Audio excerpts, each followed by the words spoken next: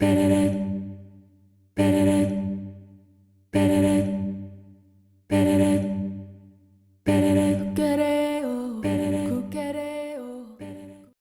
dia, galera! Tudo bem com vocês? Vocês já ouviram falar na bioética? Bioética é uma disciplina nova da ciência, evidentemente, que vai tentar pensar os impactos da nossa alimentação na realidade em que nós estamos, tanto em relação ao sofrimento que a gente impõe aos animais, quanto em relação àquilo que a gente tem feito com o planeta. Originalmente a gente pensa que a alimentação é natural, ou seja, o ato de comer ele não teria nada a ver com a cultura. A gente come ancestralmente carnes, a gente come legumes à medida que o homem foi evoluindo. Entretanto, o fato de a alimentação ser naturalizada da forma como ela é hoje, praticamente propõe para a gente que nós não temos nenhuma escolha ética em relação àquilo que nós comemos. Se ela é natural, ela não deveria passar por um processo de reflexão. Mas a gente estuda, a gente sabe, que o consumo exagerado de carne está levando o planeta ao colapso. Nós sabemos, por exemplo, que as queimadas praticadas na Amazônia hoje, ou no Cerrado brasileiro, que tem a ver com a falta de água, morte de milhares de animais, são queimadas produzidas para a criação de pastos. E esses pastos, evidentemente, para a criação de gado. Além disso, o boi, a vaca, a galinha, eles também se alimentam, ou seja, eles comem milho, eles comem alimentação feita à base de soja.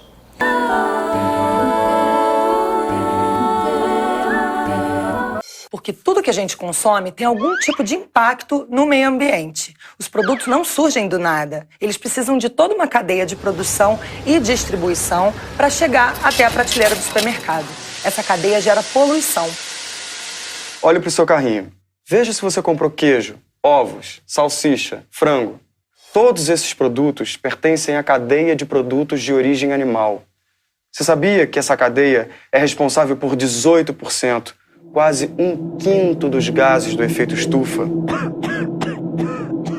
Isso é mais do que todos os veículos do planeta juntos. Porque quando você come um pedaço de frango, um hambúrguer, você está consumindo também toda a água, a área de floresta, a energia, os grãos usados para a alimentação desse animal, até ele ser abatido e parar no seu prato. O custo ambiental é imenso. E se fosse contabilizado nesses produtos, seu preço seria inviável.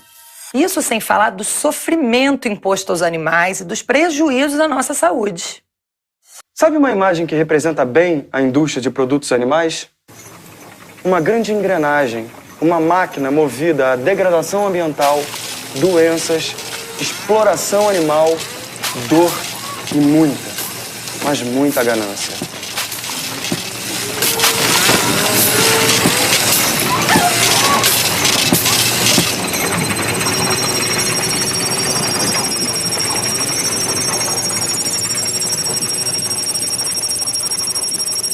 Todos os anos, no mundo, são mortos cerca de 70 bilhões de animais para o consumo humano. No Brasil, há mais bois do que pessoas, 205 milhões. Frangos são abatidos uns 4 bilhões por ano. Porcos, 40 milhões. Você pode imaginar quanta comida, quanta água, quanto espaço esses animais necessitam? E a poluição que eles produzem? Imagine uma área equivalente à Alemanha, à Áustria e à Itália juntas. Essa é a área já desmatada da Amazônia. E sabe quem é o grande responsável por esse desmatamento? A pecuária. 91% dessas áreas desmatadas são formadas por pasto ou por plantações de grãos que vão servir de ração animal. São mais de 70 milhões de hectares. É muita terra. Essa devastação tem um impacto imenso sobre a biodiversidade. Ela destrói o solo, polui os rios. É que aqui no Brasil, um boi ocupa, em média, 1 hectare e demora 2, 3 anos ou mais para crescer e gerar cerca de 210 quilos de carne. Se essa área fosse destinada à agricultura, olhem o que seria possível produzir de vegetais no mesmo período de tempo. Uma coisa que todo mundo precisa fazer é economizar água. porque ela é um recurso natural precioso e cada vez mais escasso. De acordo com a Organização Mundial de Saúde, mais de 1 bilhão de pessoas já não têm acesso à água potável. E a cadeia de produtos animais utiliza muita água. Para produzir um ovo de granja, são necessários 200 litros de água. 1 quilo de carne bovina, mais de 15 mil. Olha só. Ou seja, esse bifinho aí de 200 gramas precisou de mais ou menos 3 mil litros de água para chegar no seu prato. É um mito dizer que esses animais são criados para alimentar a população do planeta. Existe 1 bilhão de pessoas passando fome no mundo, mas não porque não existe alimento. Mais da metade da produção mundial de grãos é consumida pelos animais em forma de ração. Em vez de plantar grãos para alimentar animais que vão virar comida para os poucos que podem pagar por ela, por que não alimentar diretamente as pessoas? Metade dos grãos e hortaliças que os animais consomem seria o suficiente para acabar com a fome no mundo. Pode parecer uma conta simplista e ingênua, mas ela é real. Para você ter uma ideia, com os cereais necessários para gerar 225 gramas de carne bovina, dá para alimentar 40 pessoas. Então, na verdade, essa engrenagem não deixa acabar com a fome. Como qualquer outra indústria, essa engrenagem precisa produzir o máximo com o mínimo custo. Então, suínos e aves são criados em sistemas intensivos que podem abrigar milhares de animais. Os dejetos da criação e do abate desses animais poluem o solo, os lençóis freáticos, os rios e, consequentemente, o mar. Além de poluir o mar, a engrenagem também está acabando com os peixes. 80% das espécies marinhas exploradas pela pesca já estão esgotadas ou em declínio. A pesca do camarão, por exemplo, é extremamente predatória.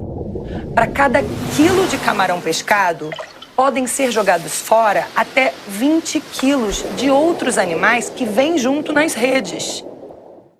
Muita gente acredita que consumir camarão criado em cativeiro é menos predatório, mas isso é um grande equívoco. As fazendas de camarão poluem e destroem os manguezais, que são ecossistemas importantíssimos. E elas estão se espalhando pelo mundo todo. É muita devastação. A gente precisa parar essa engrenagem. Isso significa que quando a gente come um bife, a gente não está comendo só um bife. A gente está comendo bife, a gente está comendo milho, a gente está comendo a soja, tudo aquilo que foi usado para poder alimentar o gado. E mais do que isso, a gente está consumindo muita água mesmo. Aliás, um dia de redução de carne na vida de um ser humano, é que o Bambão, nosso boizinho aqui de casa, está no fio, galera, desculpa. Um dia de redução de carne na vida de um ser humano equivale ao abastecimento de água de 9 pessoas durante um dia. Então, se a gente quiser pensar um planeta sustentável, se a gente quiser resolver problemas, por exemplo, como o consumo exagerado de água, queimadas, a gente vai ter que passar pela alimentação ética. Quando a gente fala em alimentação ética, na verdade, o que a gente está propondo? Tá? A gente está propondo uma teoria contra o especificismo. Especificismo é uma teoria científica que foi criada nos Estados Unidos por volta da década de 50 e propõe que o ser humano pode fazer tudo o que ele quiser com as outras espécies porque ele é melhor. Ele é hábil, ele é inteligente, ele é sensível. Entretanto, nós já temos uma série de teóricos que criticam o especificismo. Entre eles o Peter Brunk. Ele vai propor para a gente que se nós sabemos que a gente está criando sofrimento em outros animais, não é ético que a gente continue atuando da mesma maneira. E que, portanto, a gente deve repensar a nossa forma de alimentação, a gente deve repensar o vestuário, a gente deve repensar a indústria de cosmético, que a gente não pode impingir um animal um sofrimento que é desnecessário. Tanto que o Peter ainda é favorável ao uso de animais em pesquisas médicas, porque ele entende que isso é necessário. Agora, para alimentação, não. Nós sabemos também, né, que a nossa maior fonte de proteína hoje é justamente a alimentação de carne de animais. Só que nós temos alternativas, né? E essas alternativas, inclusive, estão nas outras culturas. Você sabia, por exemplo, que um grilo tem 85% de proteína de formação no seu corpo? Algumas culturas substituem a carne de bovino substitui a carne de frango por grilo, porque o impacto no meio ambiente é menor, embora o grilo também seja um animal. Outras culturas têm outras escolhas ainda mais saudáveis, como por exemplo alga marinha. Ela tem muita proteína e ao mesmo tempo um impacto ambiental bem pequeno. Outro dado alarmante é que o consumo de carne tem aumentado drasticamente nos países que estão criando uma outra classe média. Esses países são China e Índia. Nós pressupomos, gente, que o consumo de frango vai aumentar em mais de 1 trilhão de aves nos próximos anos, justamente porque a China tem comido muito frango.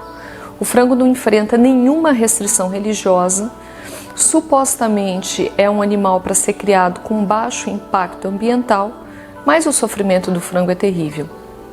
A gente acredita também, tá, que o Brasil tem aumentado drasticamente o consumo de agrotóxico. Bom, mas o que o agrotóxico tem a ver com o consumo de carne? É simples, tá? Para alimentar o gado, para alimentar o frango, a gente tem que produzir soja e milho. Ao produzir soja e milho, a gente tem que produzir agrotóxico, justamente para preservar essa cultura. Então, o frango e a carne que a gente come são frangos e carnes que passaram por uma carga altíssima de defensivos agrícolas. Esses defensivos agrícolas, vocês já sabem, poluem meio ambiente, poluem rios, nascentes de água, poluem o solo. A alimentação ética, portanto, é um tema fundamental, uma série de questões intrincadas e a gente tem que começar a discutir isso seriamente.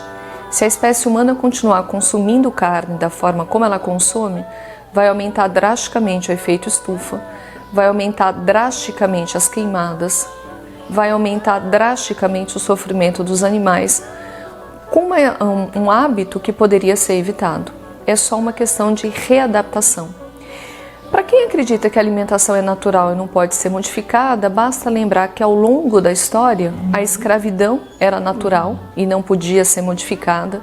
O machismo durante séculos era natural, as mulheres eram vendidas de qualquer maneira e, portanto, não podia ser modificado.